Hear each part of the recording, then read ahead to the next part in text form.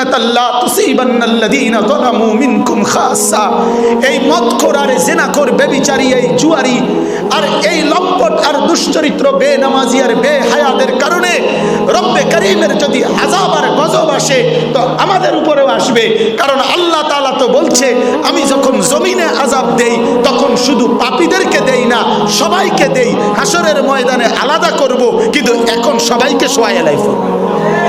অতএব উম্মতের দরদি যারা ওলামায়ে উম্মত আমরা সবাই কাঁদেন, চোখের পানি ফেলেন, চোখের পানি ফেলেন, চোখের পানি ফেলেন। আজ চোখের আঁসু দরকার, আজ চোখের পানি দরকার, আজ ব্যথা ভরা দিল দরকার, আজ চোখ ভরা পানি দরকার, পানি দরকার। আল্লাহ এই জাতিকে বাঁচান, আল্লাহ এই জাতিকে বাঁচান, আমার জাতিকে আল্লাহ বাঁচান।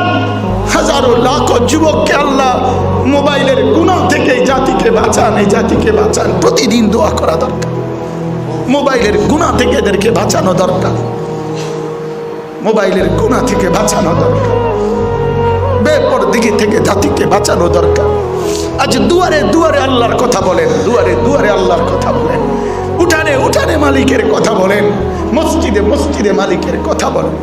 আগেও কিছু পান নাই, এখনো আর কিছু পাবেন না, কিছুই দরকার নাই। মালিক আসমানওয়ালা আরশ আজিম থেকে মালিক দেবে আখিরাতে। হুজুর আমারে কয়দিন আগে এক জায়গায় আমারে বলতেছে মাওলানা আখিরাত থেকে নেবেন, আখিরাত থেকে নেবেন। এই ফিকির ইনশাআল্লাহ আমরা সবাই লালন করি, বলেন ইনশাআল্লাহ। উম্মতের উলামায়ে কেরাম কলিজার ভরা ব্যথা নিয়ে উম্মতকে ডাকেন, উম্মতকে ডাকেন। এক এক শব্দ যেন চোখের পানি ভরা হয়, এক এক শব্দ যেন মাওলা পাকের জিকিরওয়ালা হয়। উম্মতকে প্রতি শব্দ উচ্চারণ করার আগে নিজের কলব আর নিজের ঈমান আর নিজের আমল আর নিজের তাকওয়া আরো বাড়ান। আল্লাহ যেন আমার বাড়ায় দেয়, বলেন আমিন। আল্লাহ যেন আমাকে কবুল করে, বলেন আমিন। আল্লাহ যেন আমাদেরকে কবুল করে, বলেন আমিন।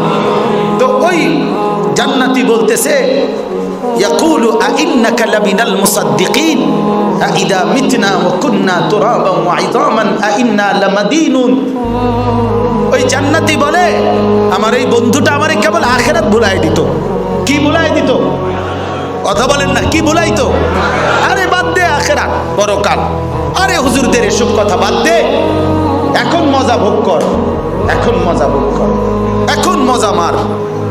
তো আল্লাহ তাআলা বলতেছেন এই কথা বলার পর জান্নাতি তখন সে বলবে হ্যাঁ, কিন্তু আমি বড় মজবুতির সাথে আখিরাতকে বিশ্বাস করে আমি আমার বন্ধুর ফাঁদে পড়ি নাই, তার কথায় কখনো বিরক্ত হই নাই, আমি আমার ঈমান আমলের উপরে টিকেই ছিলাম।